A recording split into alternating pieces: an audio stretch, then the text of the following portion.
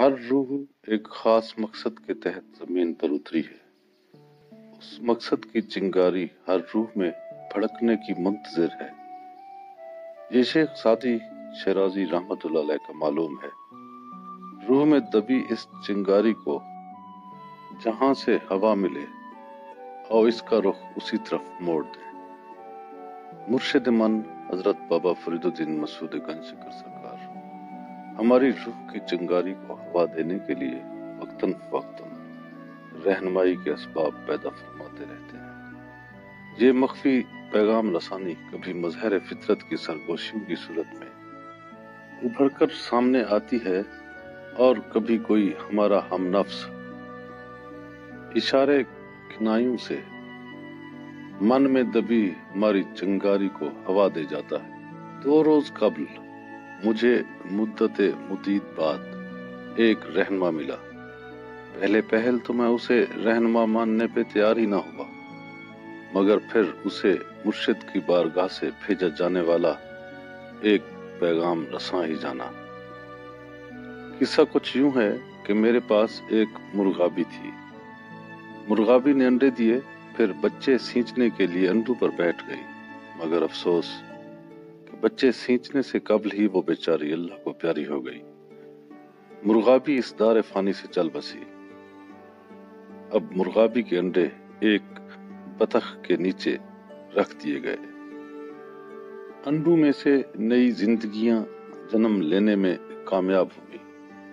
معلوم نہیں پیدائش کے ساتھ ہی اس جہان میں وارد ہونے والی ہر روح ہمیں روتی، بلبلاتی اور پچھتاتی ہوئی کیوں نظر؟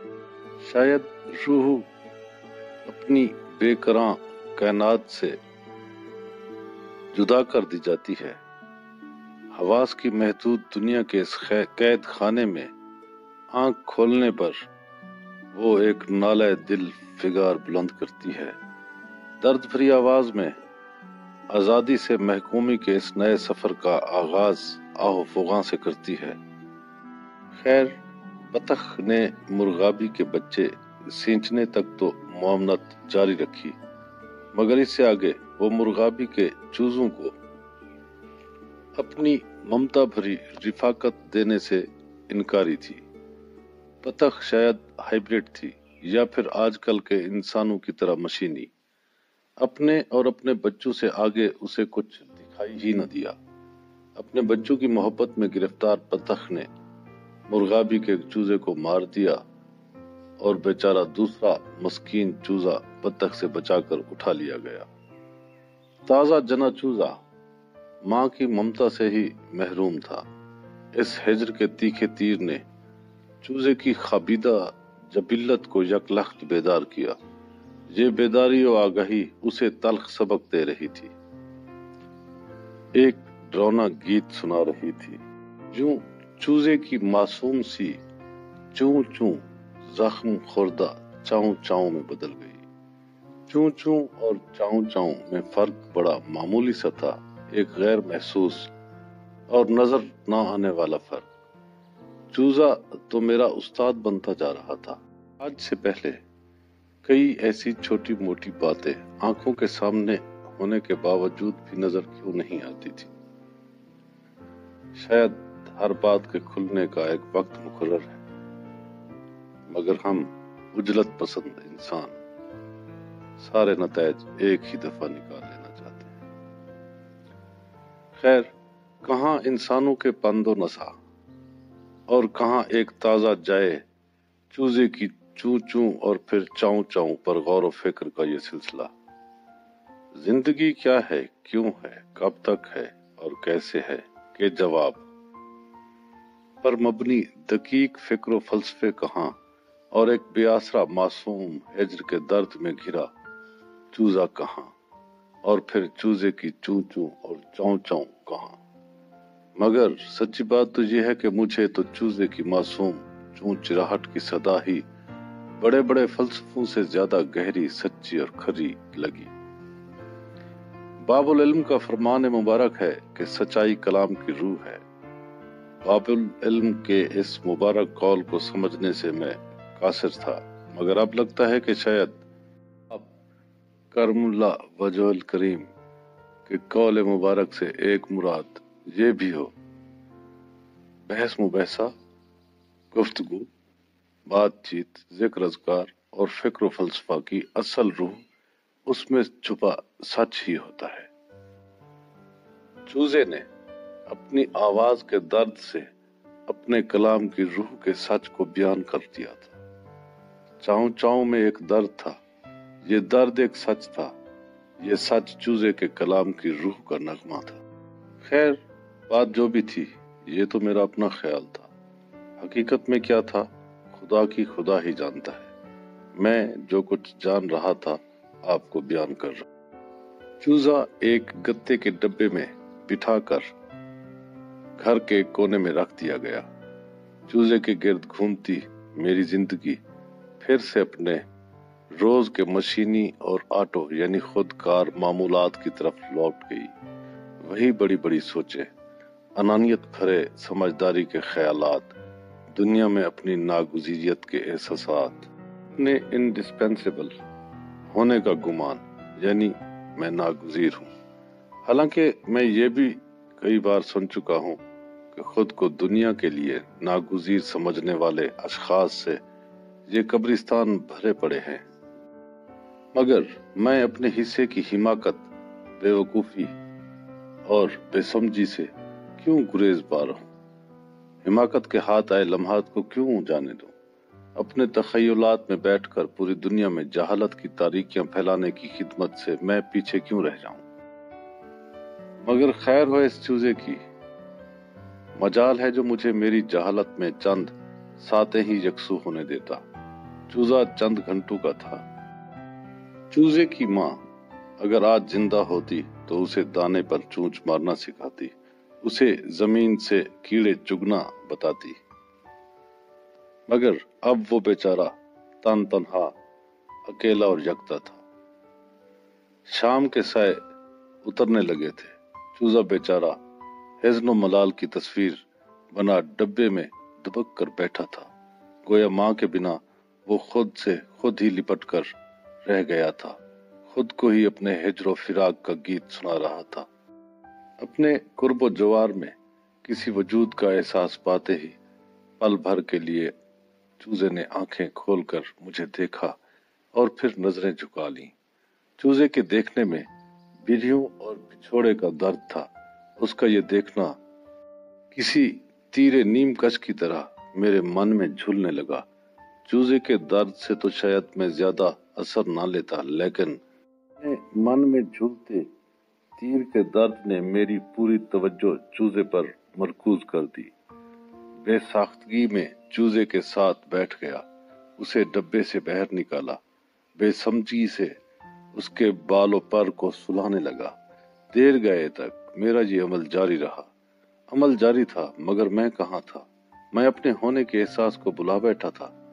मैं था ही नहीं, या फिर मैं शायद एक अमल था और वो अमल ही सिर्फ जलवा अफरोज था। इस अमल ने मुझसे मेरी पहचान छीन ली और मुझे चूजे का हमदम बना दिया। अब चूजा मेरे साथ मेरे बिस्तर पर महवे इस्तराहत है, मजे की नींद में मस्त। कभी वो मेरे पहलू से लगकर सोता है, कभी मुझसे बगलगीर होकर, और कभी मेरे हाथ पांव और सीने पर उछलता कूदता है। मेरा वजूद तो गोया उसका पाया तख्त बन गया था। मैं उसे बहर छोड़ता हूँ तो वो बतख के बच्चों और दूसरे परिंदों से घुलने मिलने की बजाय मेरे पीछे दौड़ा चला आता है। ये कैसी रिफाकत थी जिसने चूजे और मुझे अपने हम नफ्सों से अलग थलग करके एक दूसरे का आईना बना दिया था। अब मुझे भी आहिस्ता आहिस्ता ये लगने लगा कि जैसे चूजे को वाकई मेरा एक रहनुमा और उस्ताद बनाकर ही भेजा। मेरे नन्हे मुन्ने रहनुमा ने रहनुमाई का अपना ये अमल जारी रखा।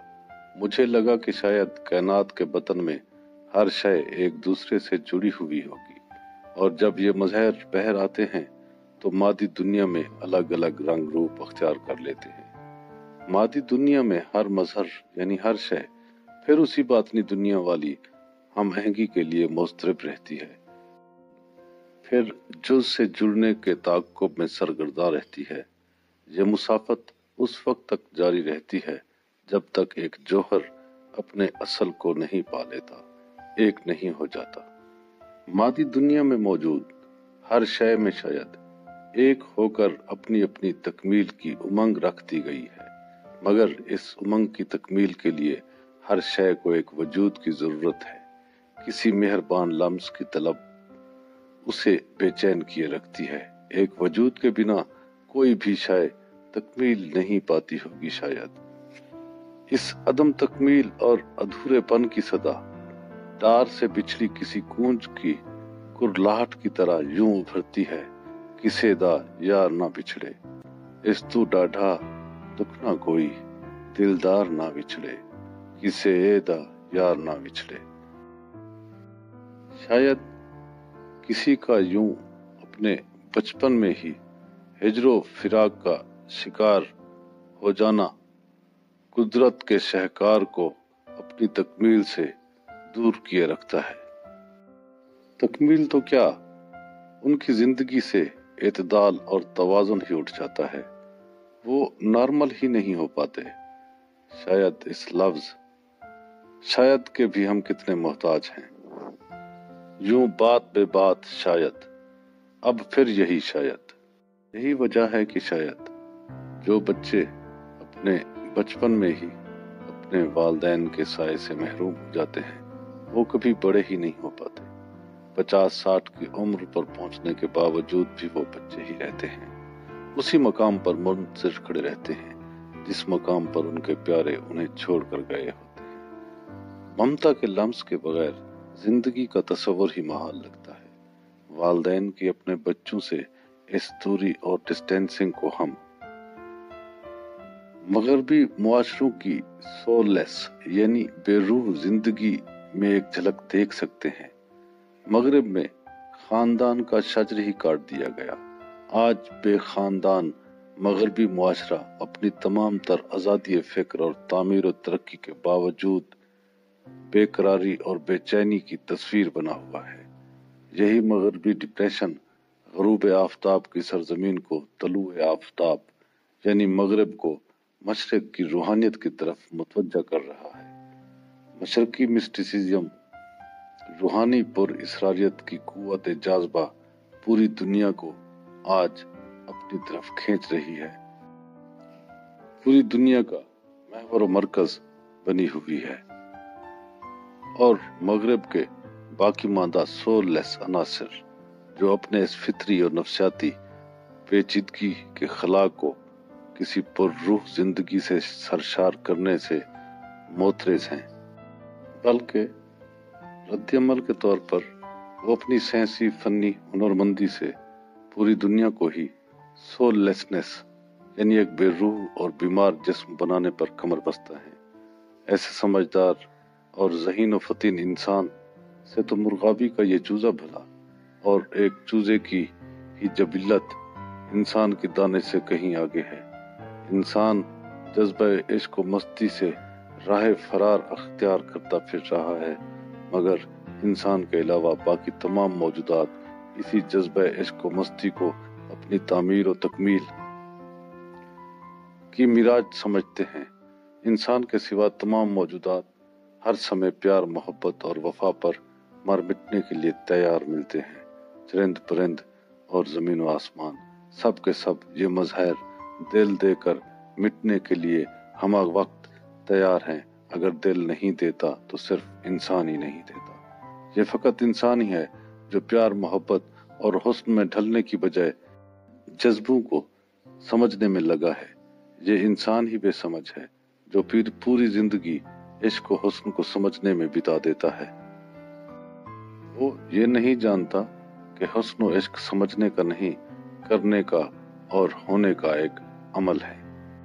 यही हुस्न ही वजह तख्लीक कायनात है और यही हुस्न ही इजहार वजूद हक।